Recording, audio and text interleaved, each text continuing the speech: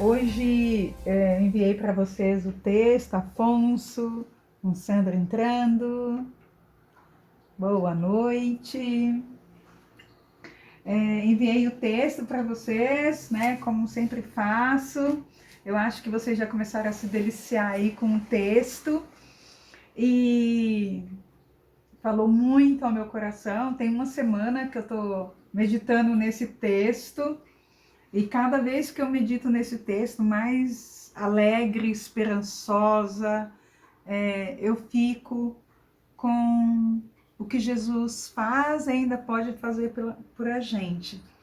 Esse texto também ele está lá em Lucas 7, de 1 a 10. É interessante ler os dois tipos de relato, porque um complementa o outro e traz detalhes que ajuda bastante a gente elucidar ainda melhor o texto. Então, tem em Mateus 8, de 5 a 13, e também está lá em Lucas 7, de 1 a 10. Entrando Jesus em Cafarnaum, dirigiu-se a ele um centurião, pedindo-lhe ajuda, e disse: Senhor, meu servo está em casa, paralítico, em terrível sofrimento. Jesus lhe disse: Eu irei curá-lo. Respondeu o centurião: Senhor, não mereço receber-te debaixo do meu teto, mas dize apenas uma palavra, e o meu servo será curado. Pois eu também sou homem sujeito à autoridade e com soldados sob o meu comando. Digo a um: vá, e ele vai, e a outro: vem, e ele vem. Digo ao meu servo: faça isso, e ele faz.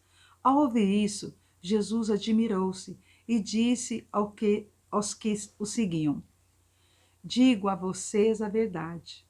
Não encontrei em Israel ninguém com tamanha fé. Eu digo que muitos virão do Oriente e do Ocidente e sentarão à mesa com Abraão, Isaque e Jacó no reino dos céus. Mas os súditos do reino serão lançados para fora, nas trevas, onde haverá choro e ranger de dentes. Então Jesus disse ao centurião: vá, como você creu, assim acontecerá. E na mesma hora o servo foi curado. Amém?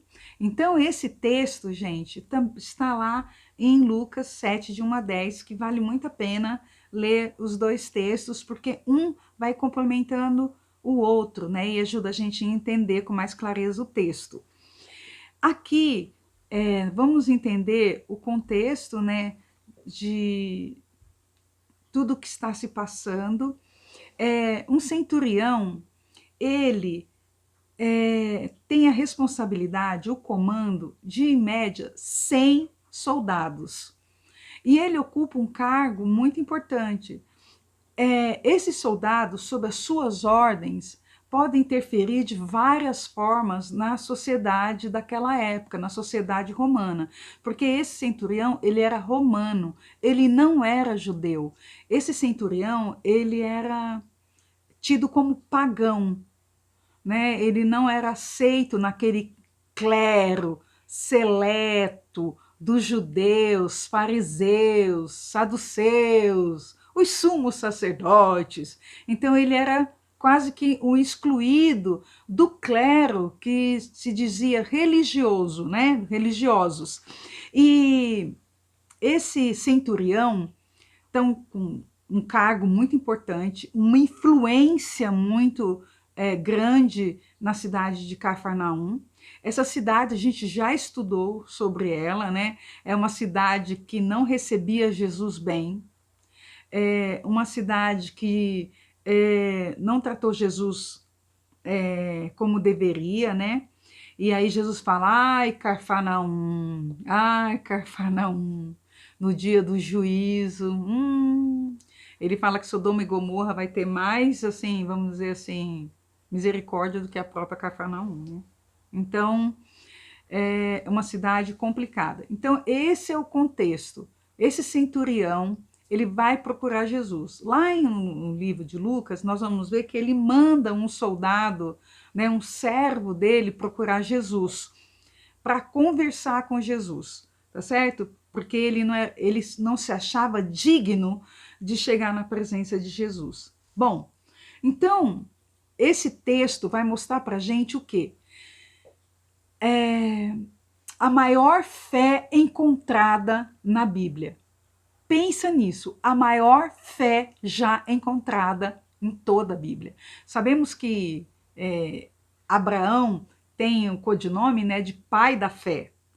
Mas fora Abraão, vamos pensar em João Batista, que batizou Jesus Cristo. A fama de João Batista percorria por toda a Judéia. Toda a Judéia conhecia João Batista. E batizou Jesus Cristo. Imagina que esse centurião, sem ser judeu, tem uma fé maior do que João Batista.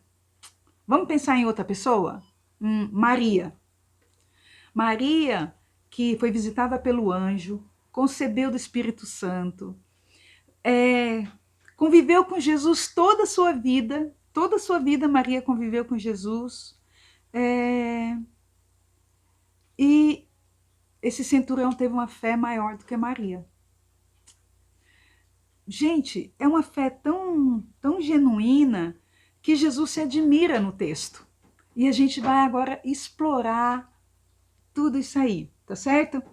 Então, um homem importante no Império Romano que procurou Jesus, mas não para ele. Ele procurou Jesus por causa de um servo dele, de um empregado dele. Gente, olha que amor, que sensibilidade desse chefe de um exército. Ele se preocupou de tal forma com o servo dele que ele foi procurar Jesus. E ele entendia que Jesus poderia salvar o seu servo, que o texto fala lá que estava sofrendo como terrivelmente. Olha só como fala. Lá o verso 6, e diz: Senhor, o meu empregado está na minha casa tão doente que nem pode se mexer na cama. Ele está sofrendo demais.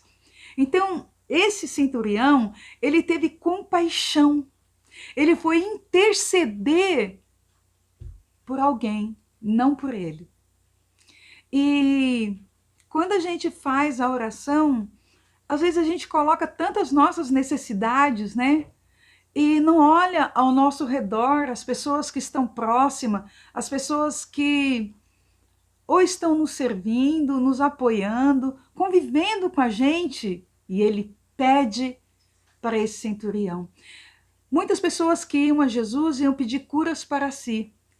Outros, que a minoria, procurava cura para alguém, mas às vezes era um filho, não é? Uma pessoa muito próxima. E esse centurião estava procurando ajuda para um empregado. E olha que mais coisas a gente vai ver. Não era judeu, mas ele respeitava a religiosidade do judeu. Lá em Lucas fala que ele, sem ser judeu, considerado um pagão, construiu uma sinagoga para os judeus. Olha o respeito que ele tinha, né? Quando ouviu falar de Jesus, foi ao seu encontro.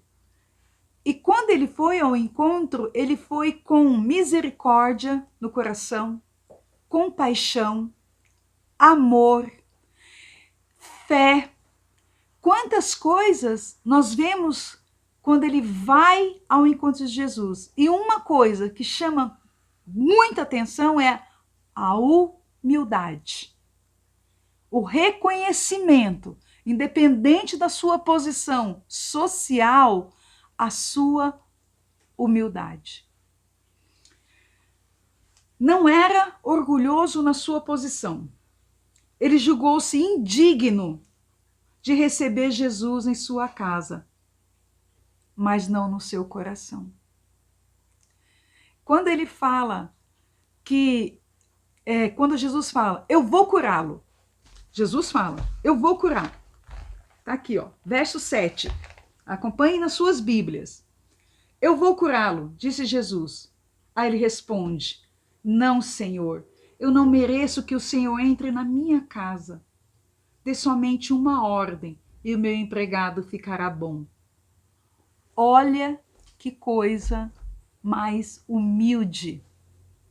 De certo, ele tinha uma casa maravilhosa, uma bonita casa, porque era uma pessoa de uma representatividade social muito grande. Mas ele não colocou isso em primeiro lugar. Não colocou. Jesus já estava no coração dele e ele já se sentia grato por isso, maravilhado por isso. E aí continua. Reconheceu a autoridade de Jesus Cristo. O verso 8 diz assim, todo mundo é com a Bíblia aberta, hein? Não, Senhor, eu não mereço que o Senhor entre na minha casa. Dê somente uma ordem e o empregado ficará bom. Eu também estou debaixo da autoridade de oficiais superiores e tenho soldados que obedecem às minhas ordens. Digo a um, vai, e ele vai. E um ao outro, vem, e ele vem. E digo também para o seu empregado, faça isso, e ele faz. Então, ele reconhecia a autoridade de Jesus Cristo na terra como no céu. Que te lembra isso? Pai nosso que estais no céu, santificado seja o vosso nome. Venha a nós o vosso reino. Seja feita a vossa vontade, assim na terra como no céu. Toda autoridade, ele reconhece a autoridade de Jesus Cristo. E ele fala, seja conforme a tua vontade, na terra como no céu. Esse centurião reconhece a autoridade de Jesus Cristo no céu e na terra.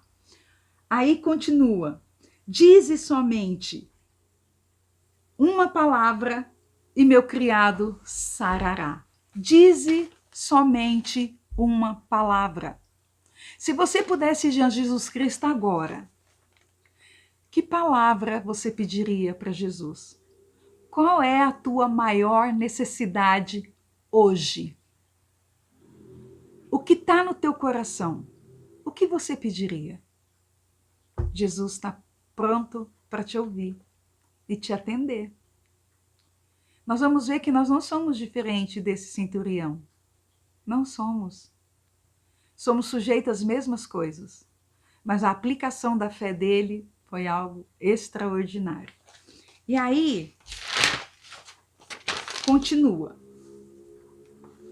Jesus admirou-se da fé do centurião. 2 vezes Jesus se admira. 2 vezes. Marcos 6,6. Está aqui, ó.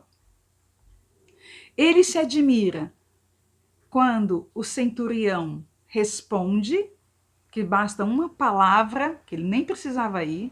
Se ele falasse uma palavra, ele seria curado. E Jesus também ficou admirado com a falta de fé, com a incredulidade de Nazaré. E olha como Jesus fala, lá em Marcos 6,6. E ficou admirado com a incredulidade dele. Então Jesus passou a percorrer os povoados ensinando. Ele está falando isso daqui de Nazaré, que é a sua cidade. Então, 2 vezes ele se admira, uma com a fé, a outra com a falta de fé. Como Jesus olharia para nós agora?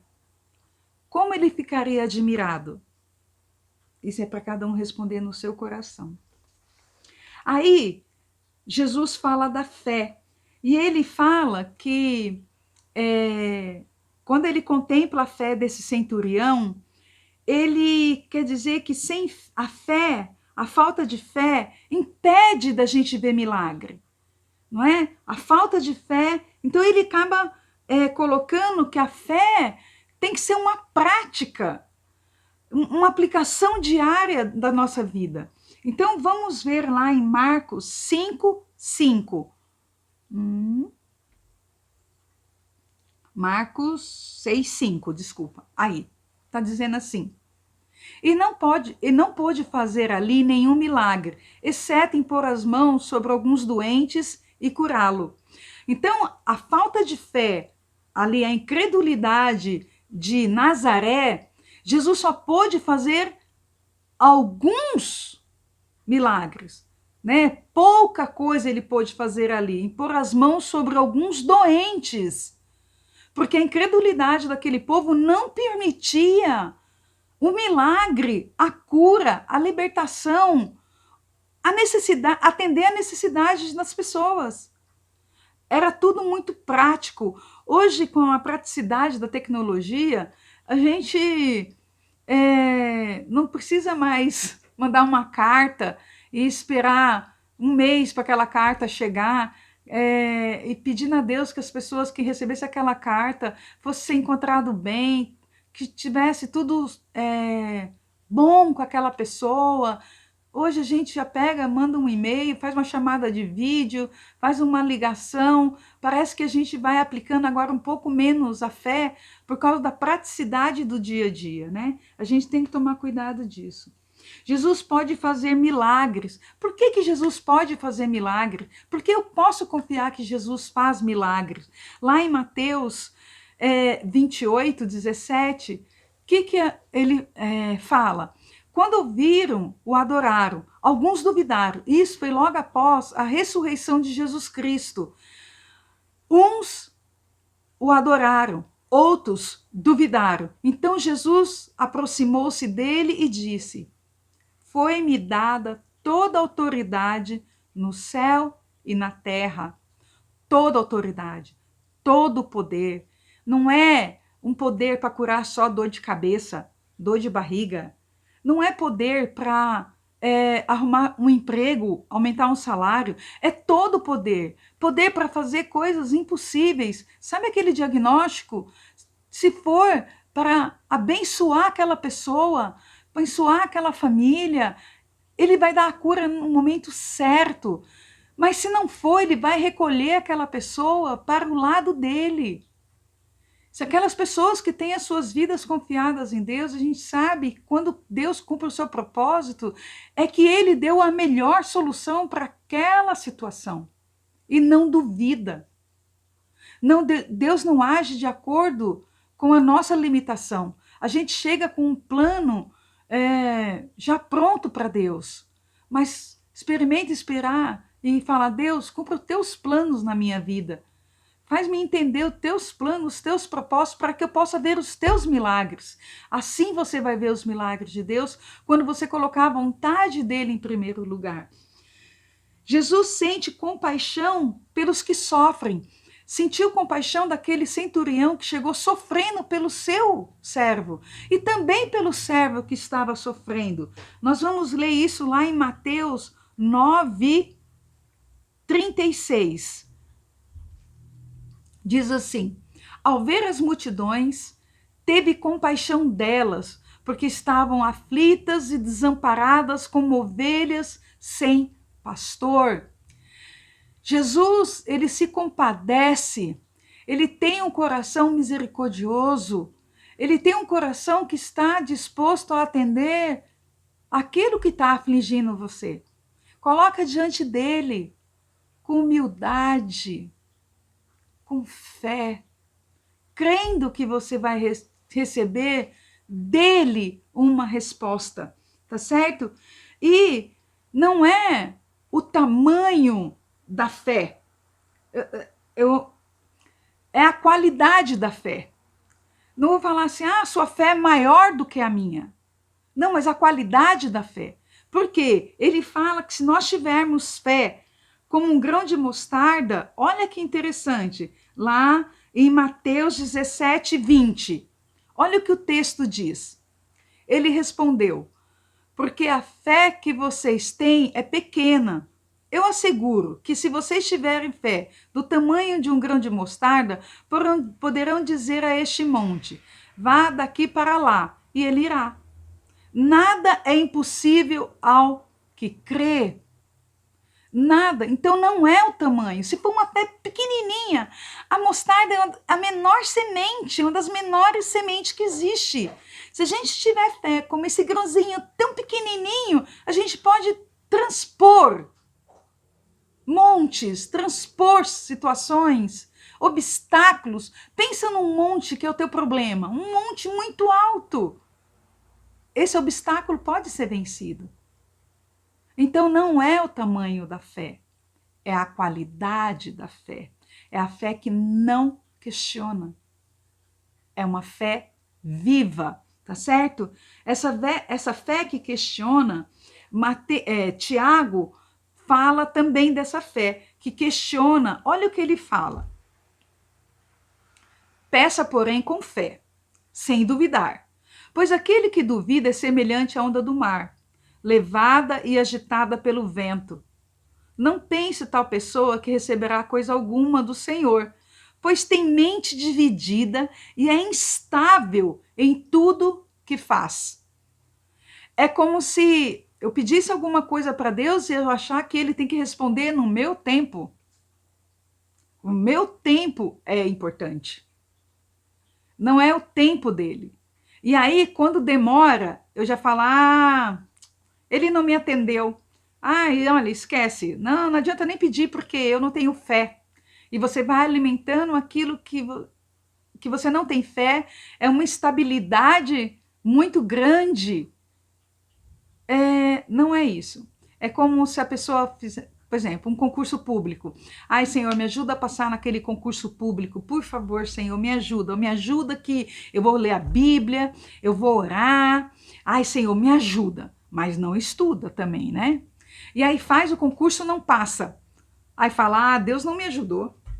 Não, Deus não me ajudou. E assim, agora, não adianta, eu não vou ler mais a Bíblia, eu não vou orar, não passei, não tenho fé mesmo. Não é dessa forma, tá certo? Isso é uma estabilidade que não abençoa. E a palavra de Deus fala que as pessoas que pensam assim não recebem coisa alguma do Senhor, tá certo? Então, eu vou fazer alguns questionamentos agora. Eu vou fazer algumas provocações, tá certo? Essas provocações são: eu coloquei assim, de onde veio tanta fé? De onde veio tanta fé? Será que por conta de saber dos milagres de Jesus? Você sabe dos milagres de Jesus? Você acredita nos milagres que Jesus fez? Você acredita que Jesus pode fazer milagres hoje? Na sua vida, na minha vida, no nosso país, na nossa família? Cria que Jesus era o Messias, mesmo não sendo judeu. Lá no texto, quando Jesus fala assim, eu afirmo a vocês que isso é verdade, nunca vi tanta fé entre o povo de Israel. E digo a vocês que muita gente vai chegar do leste e do oeste e se assentar à mesa do reino com Abraão, Isaque e Jacó. Mas as pessoas que deviam estar no reino serão jogadas fora, no sofrimento. Aqui quer dizer, como se fosse, está dizendo que o sofrimento eterno, o inferno, as pessoas que era para estar. Então os judeus, aqueles religiosos que era para estar, não convidavam, não permitiam Jesus no seu coração. Estavam nas sinagogas, estavam nas igrejas ali, mas não estavam com Jesus no coração. E ele fala que as pessoas vão vir do Oriente, do Ocidente, aquelas que não eram os principais para estar na mesa, mas encontrarão reino na mesa com Abraão, Isaque e Jacó, que são patriarcas da fé.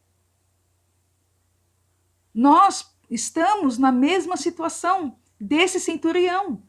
Não somos um povo escolhido como os judeus, mas somos povo que cremos que Jesus é o Messias, cremos que ele faz milagre, que ele tem todo o poder no céu e na terra, e que em nenhum outro há salvação. Outra coisa que eu coloquei, como podemos manter a nossa fé viva? Como podemos? Em contato com a palavra, em contato com a oração, buscando o Senhor. Que palavra Jesus quer levar para a sua casa hoje? Que palavra você está precisando que seja dada a você por Jesus, para que seja levada para a sua casa agora? Você quer que Jesus envie uma palavra poderosa para a sua casa? Você quer? Então ore, busque. Talvez seja uma palavra de salvação, uma palavra de libertação, uma palavra de cura, uma palavra de emprego, uma palavra de perdão. Jesus quer te dar essa palavra. Basta você ter fé. Amém? Obrigada, gente. Obrigada de coração. Obrigada a todos que entraram, que participaram desse momento. Foi uma palavra que falou muito ao meu coração. Muito, muito, muito. Espero que tenha falado aos seus corações. Peça essa palavra para Jesus. Peça essa palavra agora. Oremos.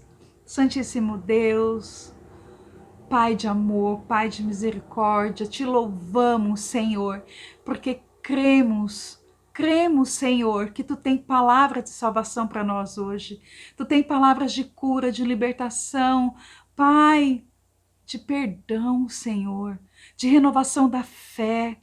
Pai, queremos, Senhor, viver os Teus milagres, mas para isso, Senhor Deus, sabemos que milagres vêm no meio da dificuldade e sabemos como humano temos medo, Senhor, dessas dificuldades.